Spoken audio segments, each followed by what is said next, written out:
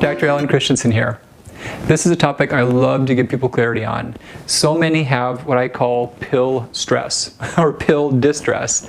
They're taking so dang many pills. They don't know what's helping, what's not, what they need, what they should be avoiding. I'll give you guys clarity.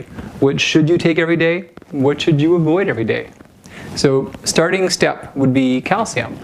This is something that is so important, but also so dangerous. So many papers have shown that a lot of common vitamins containing calcium raise the risk for heart attack.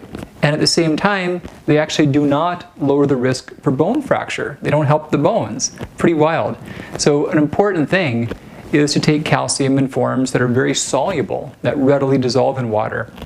Calcium citrate malate is probably the best documented version of this.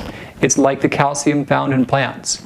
And it does good things to your bones, but no bad things to your heart. So, top priority. You really want to avoid all other types of calcium. The carbonates, the plain citrates, the bone-derived calciums, they contain lead and they make your body calcify. They do bad things. So number 2 would be magnesium. Magnesium is so important, and based upon how we fertilize our crops, there's this mixture called NPK, nitrogen, phosphorus, potassium, makes crops grow, washes away magnesium.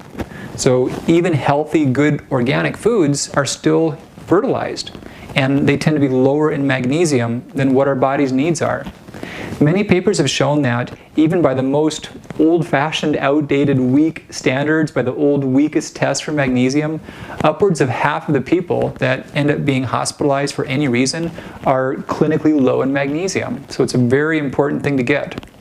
The same thing applies for it though. Some forms are better than others. Citrate malate, a good one to go for this also. Number 3, vitamin D. This is wild stuff. Many people avoid it or they take less of it in the summertime. A recent study I just read, so funny thing, this is a real study. They tracked roughly 40 surfer dudes.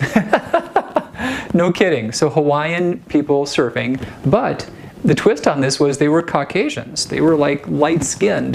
They were people that should readily absorb vitamin D from sun exposure. You know, the darker your skin, the more you block it, so you don't get toxic if you're in the sun all day in some African-type latitudes. But no, Caucasian surfer dudes, 11 hours per day on average of sun exposure. They're living outside surfing. Their measured vitamin D scores, the average for the group, was below what's safe. So the sun just does not cut it. You've got to take some vitamin D. It takes a substantial dose to get in your system, and ideally it's also measured and modified. So next up, another important thing would be essential fats. And this one's had a lot of confusion. There's a lot of 3, 6, 9 products in the market. You don't need 3, 6, 9. You do need 3, but you do not need plant-derived 3, which is ALA primarily. So you do need EPA, DHA. Those are the 2 most important active omega-3 fats. You do not need 6 or 9. 6 we get plenty of in our diets, maybe even too much. 9 we do get in our diets, but the most important thing that reason we don't have to take it is because we can make it. We can make all the omega-9s we ever need. So omega-9s as supplements, those are extra empty fat calories, not needed. So you need the 3s. So next up, here's a big one too, selenium. There's so much data about selenium being cancer protective, good for your thyroid, helping your body detoxify, so many important things, and also lacking in our diets. I'm a fan of Brazil nuts, a handful a week, but it's also smart to add that in via supplementation. Some types are better absorbed than others. There's a lot of data on the glycinate forms being well absorbed, other types pretty hit or miss. Next up, another big one would be zinc. We do measure for this routinely. So many healthy people come back low in zinc.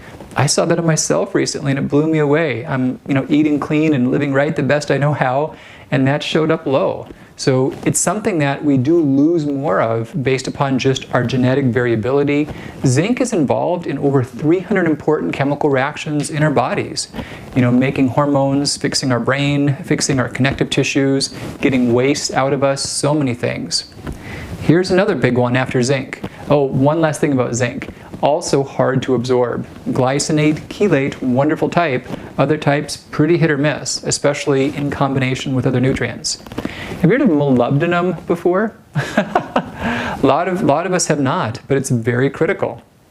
As much as our health is affected by chemicals coming in and chemicals not going out, molybdenum may be one of the big reasons chemicals do not go out.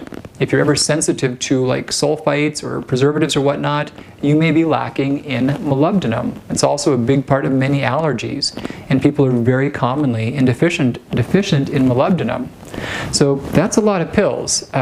There's a couple things at the same time that you really do not want to take and you really do want to avoid. First up would be iron.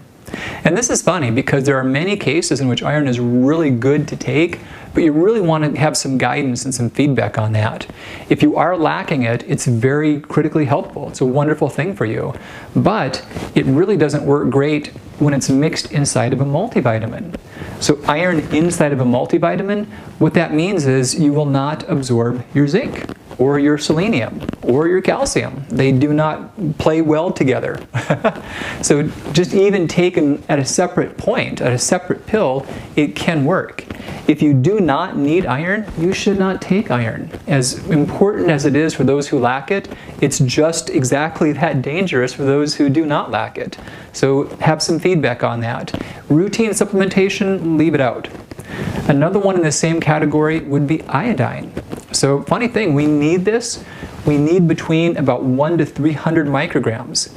People average between 200 to 240 from their diets. Diets of all types. The one exception, vegans, they can run a little lower. They can average about 150 micrograms. They're still okay. The pitfall about being way above that target is you hurt your thyroid. And typical intakes show that most people are in range. If you're on thyroid meds, you easily would get pushed above range if you're supplementing with any iodine on top of what's in a regular diet and your thyroid meds. So you really want to avoid that in routine supplementation. And last but not least, you do not want to take folic acid. Now, please hear me say folic acid and not folate and not MTHF. So you really need something like folate in your diet. Leafy greens, beans, legumes, nuts, and seeds. And ideally, you get some folate or MTHF in your multivitamins as well. But folic acid is poison for a really big percent of people, upwards of half of the population. And there's honestly not clear ways to know which half you're in. So best to avoid. The data is strong that the folic acid raises the risk of colorectal cancer. The rates of that disease, they've been climbing ever since we started fortifying folic acid in our foods. So you got all that, what you want, what you don't want. If it helps, I've made it really easy. We've done a dose pack to where 2 little packs, you're covering all your bases for the important stuff, none of the bad stuff. Dr. Christianson, happy to shed some clarity and reduce the pill stress. Take great care of yourselves.